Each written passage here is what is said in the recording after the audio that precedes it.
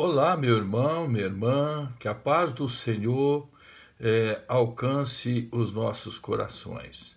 Estamos vivendo dias difíceis, meus queridos, mas sabemos que os dias vindouros serão mais difíceis ainda. E eu tenho uma passagem aqui que eu quero compartilhar com vocês, muito importante para esse contexto que nós estamos vivendo. É uma história que você já conhece, mas vamos trazer à memória novamente esta passagem das Escrituras.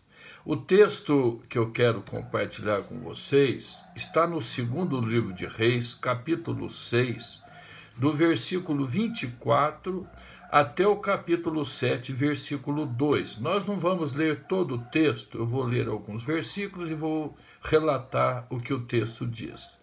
No versículo 24 está assim: Depois disto, Ben-Hadad, rei da Síria, ajuntou todo o seu exército e foi e sitiou a cidade de Samaria.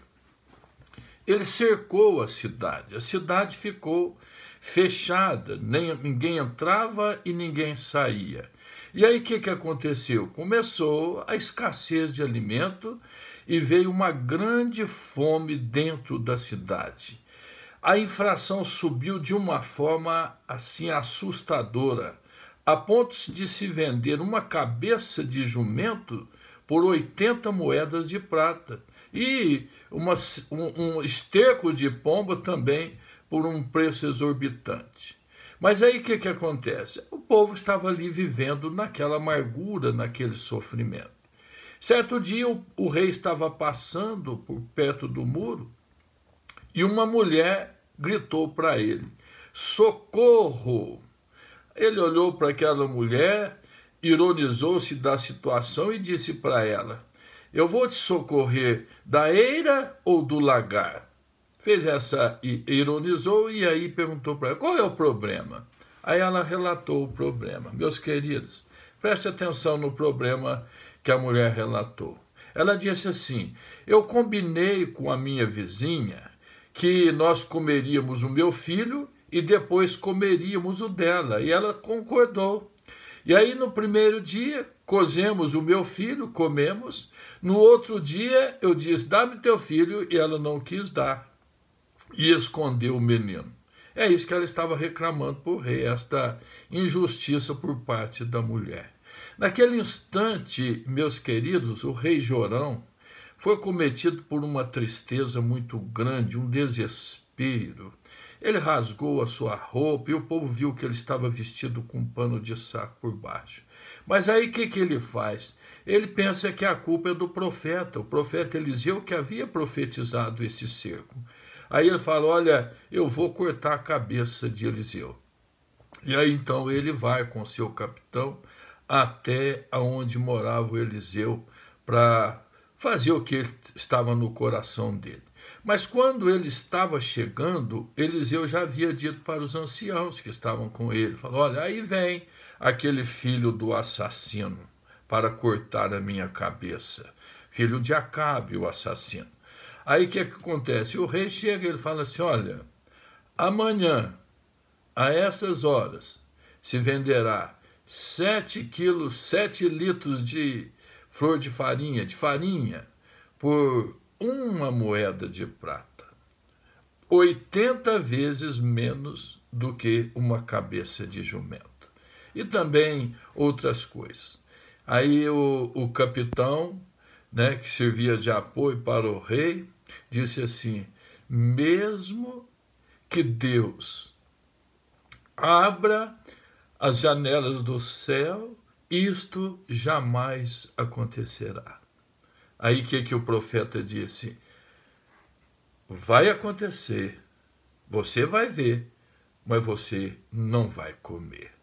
Aconteceu desse jeito, irmãos. Aí vem aquela história dos leprosos, eles saquearam, o povo saqueou o arraial dos sírios e veio a bonança novamente e a vida voltou ao normal naquela cidade. Mas quando o povo saiu para buscar o alimento no arraial do Ciro, eles passaram por cima, atropelaram o capitão e o capitão morreu atropelado pelo povo que saiu em desespero para buscar o alimento. Meus irmãos, já pensaram no desespero daquele povo? Pensa, o desespero daquele povo porque estavam sem comida, a ponto de uma mãe dar o seu filho para que comesse com a sua vizinha.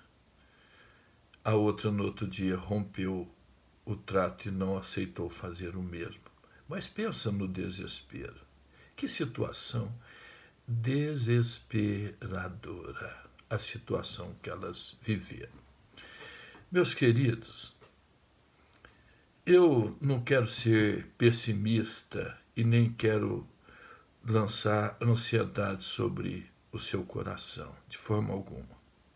Eu quero cuidar das minhas ovelhas, quero cuidar do meu rebanho e vou fazer tudo o que eu conseguir fazer para cuidar da minha comunidade.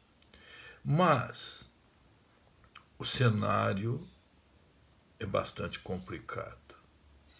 Irmãos, o cenário é complicadíssimo. Nós estamos no comecinho de um isolamento, no comecinho. Está tudo normal, está tudo certinho.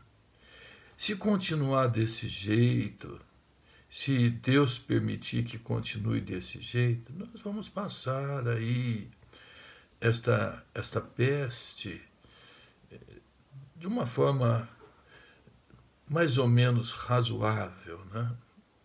Mas se a coisa complicar? E se os hospitais lotarem? E se não aconteceu uma recuperação das pessoas enfermas? E se o vírus se alastra? Meus queridos, eu fico aqui da minha janela, às vezes eu escuto os rumores, os barulhos da Avenida João Pinheiro, carro para lá, carro para cá, ônibus, moto. Agora eu fico aqui, eu não escuto um ruído, não tem um carro passando, não tem um ônibus passando, não tem carros passando na porta de casa, não tem motos acelerando. Tudo parado, tudo parado. Isto está no segundo dia. Agora já pensou quando a coisa complicar de fato?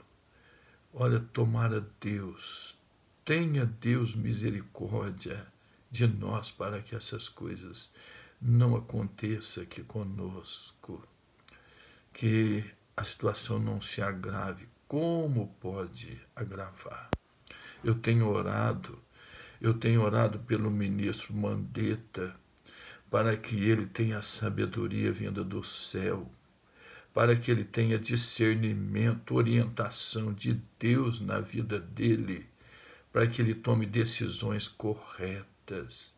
Eu e Nilza, nós temos orado, toda hora cheia, nós temos parado e orado com fervor, orado com instância, para que o Senhor abençoe os médicos, os enfermeiros, os trabalhadores do hospital, os policiais que estão nas ruas, os moços e moças que trabalham nas farmácias, porque não pode fechar, os trabalhadores dos supermercados, porque precisam manter suas portas abertas. Eu tenho orado por esse povo, né? A cada hora cheia, nós dois paramos os que estamos fazendo e aí a gente clama ao Senhor. Depois a gente fica em oração, em espírito, eu fico aqui na meditação da palavra e assisti um filme maravilhoso hoje também, é um filme evangélico também, que vai fortalecendo a nossa fé. Meus queridos, mas nós podemos tirar 3 ensinamentos muito interessantes desse texto que nós acabamos de ler. O primeiro é o seguinte: a situação desesperadora de Samaria. Era uma situação desesperadora. Quem sabe foi a mais desesperadora que aquela população, que aquela geração passou, a ponto de ter uma infração daquele jeito dentro da cidade, a ponto da mãe comer a carne do próprio filho. Situação desesperadora. O segundo ponto que nós aprendemos nesse texto é a profecia de restauração. É de Deus, irmãos. Deus é que fez isto. Deus deu ao profeta a palavra, não, amanhã vai estar tudo normal. E, de fato, tudo estava normal naquele outro dia. Né? Então, o segundo aprendizado é este. A palavra de Deus, né? A palavra do profeta, a palavra falada, deu a ordem da restauração. E o terceiro ensinamento, terceira lição que a gente aprende aqui nesse texto, é a restauração que realmente aconteceu.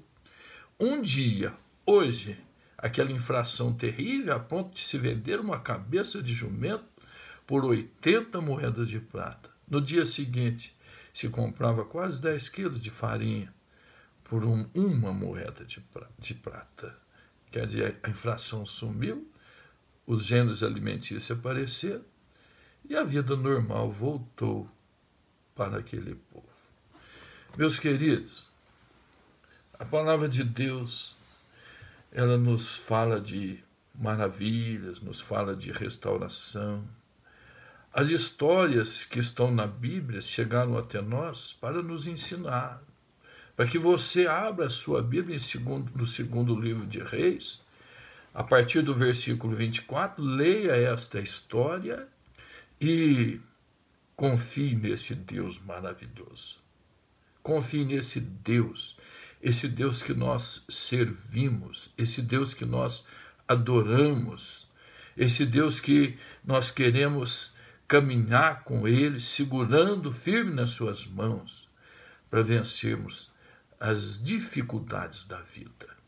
Eu sempre vou dizer isto nas minhas mensagens, eu acho que por muito tempo, que eu nunca esperava que iria enfrentar uma situação como esta no meu ministério.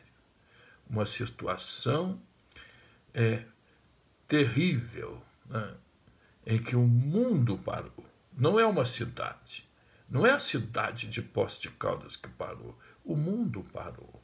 Olha o noticiário, Alemanha, né, Berlim parada, olha outras cidades que estão aparecendo, Nova York parada, olha para vocês verem, cidades populosas, né, multidões, milhares de pessoas para lá e para cá, tudo dentro das suas casas, confinados dentro das suas casas. Mas, meus queridos, dentro das suas casas tem um exército guerreiro de oração, que estão clamando, que estão orando, gemendo, chorando por uma restauração, para que o Senhor restaure, né, esta situação, apague este vírus, faz cessar, né, a expansão, né, que está se espalhando esse vírus para todo lado. Esse Deus é aquilo que eu disse hoje mais cedo. Se ele fizer isto, acaba-se o vírus, irmãos. Meus queridos, Deus é Deus. O nosso Deus é maravilhoso. Mesmo nós estando nesta situação para atravessar essa grande complicação, Deus não se esqueceu de nós. E nós fazemos parte do povo de Deus. Nós fazemos parte do povo de Deus, povo que Ele ama. E Ele vai nos dar a libertação. Deus vai nos dar a libertação, meu irmão. Você pode crer nisto, porque depois nós vamos testemunhar isso nos nossos tempos, com culto, com ações de graças, culto de alegria, dizendo que Deus cuidou do seu povo, Deus fez parar a praga que estava assolando a terra. Meu irmão, minha irmã, continue firme em oração. Não pare de orar. Não deixe de orar. Não deixe que a televisão, o Netflix, distraia você. Não. Agora você tem que entender que você é um guerreiro, você é uma guerreira de oração, e você vai botar o joelho no chão, você vai botar a boca no pó, e você vai clamar a Deus. Você vai clamar a Deus por libertação e restauração. Porque se nós que somos o povo de Deus, o povo da aliança, se nós não fizermos isto, olha, meu irmão, eu não sei o que vai acontecer com a terra. Segundo Crônicas 7, diz assim, olha, se o meu povo me buscar, se humilhar, clamar pelo meu nome, se humilhar nesse lugar e orar, eu voltarei e sararei a sua terra.